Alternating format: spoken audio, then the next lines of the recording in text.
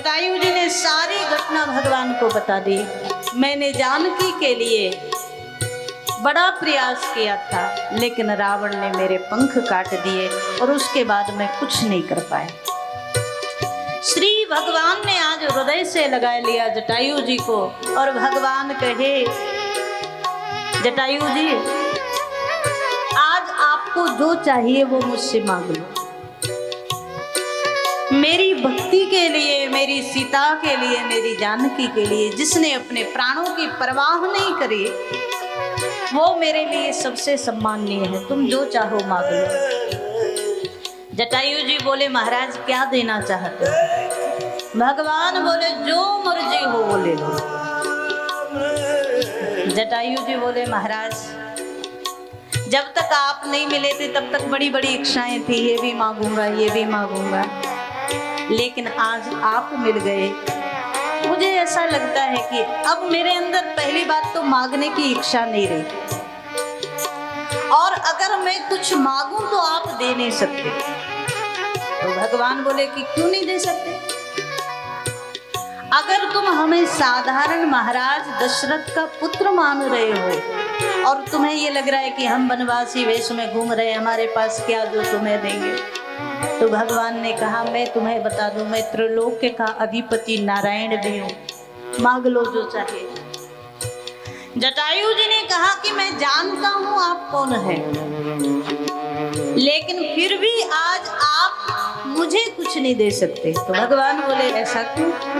जटायु जी बड़ा सुंदर बोले, महाराज मैंने एक कहानी सुनी, कोई व्यक्ति जिसके घर में बड़ी संपत्ति है, धन है, वैभव है, लेकिन घर में कोई संतान नहीं। ऐसा व्यक्ति किसी अनाथ बच्चे को, किसी गरीब बच्चे को गोद ले ले, तो महाराज जिस समय से उसने उसे गोद ले लिया, उसी समय से उसकी सारी संपत्ति का अधिकार उसी को मिल गया, है ना?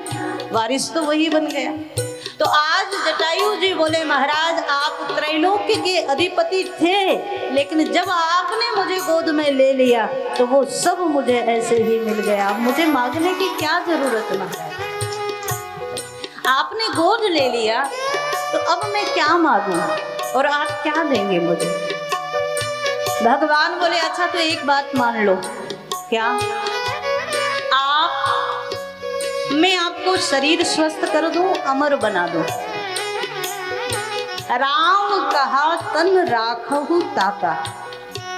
आप शरीर रखे, मैं आपके शरीर को स्वस्थ बनाए देता हूं, अमर बनाए देता हूं आपको। जटायु जी ने हाथ जोड़े, महाराज आप मुझे अमर बनाएंगे तो भी मेरा ही नुकसान है, मेरी हानि है, लाभ नहीं है। पूछा क्यों? तो जटायु जी ने कहा, महाराज एक प्रश्न का उत्तर देना, यदि मैं अभी इसी क्षण मर जाऊं तो मैं कहाँ रहूंगा?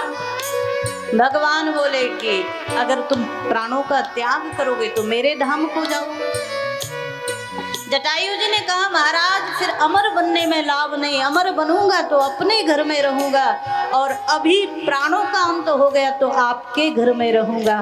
तो अब तो आपके घर में रहने की अभिलाषा है, अपने घर में रहने के लिए। श्री भगवान आनंदित हो गए।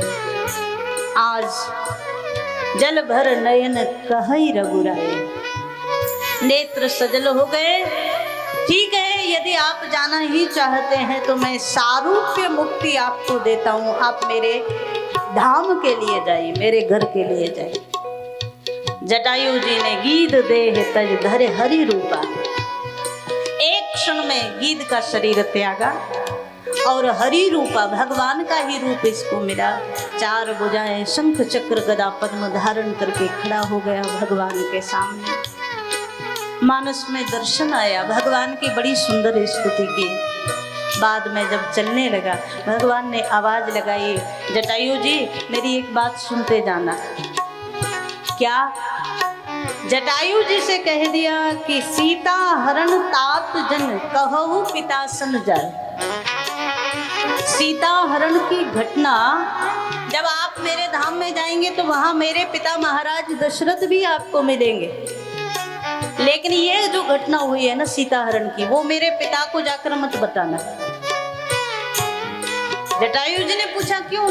तो भगवान बोले यदि मैं राम कुल सहित कहई दसानन आए, मैं आज आपके सामने प्रण लेता हूँ, यदि मैं रघुवंशी राम हूँ तो आपको ये घटना मेरे पिता को बताने की जरूरत नहीं, रावण कुल सहित आएगा और वो जाकर के वो घटना बताएगा, ये मेरा प्रण है। रावण वध का प्रण लिया, लेकिन यहाँ आपको एक चीज नजर आई, यहाँ बड़ी सूक्ष्म करुणा भी है, भगवान की कृपा भी है। एक क्षण के लिए सोचो, श्री जानकी जी की रक्षा में प्राण गंवाने वाले जटायु जी को जो धाम दे रहे, तुम मेरे धाम को जाओ। अपने पिता महाराज दशरथ को जो धाम दिया है, भगवान ने इस प्रण के साथ ये भी प्रण कर लिया कि सीता जी का हरण करने वाला रावण, उसका भी अंत करूंगा तो उसी धाम में भेजूंगा। ये भगवान की कृपा है, ये भगवान की करुणा है। रावण भी उसी धाम में आए, मानो निर्वाण दायक क्रोध जाकर, क्रोध में भी जो जीव चला गया उसकी भी दुर्गति थोड़ी होनी है, उसका भी कल्याण ही होना है, भगवान ने निश्चित किया।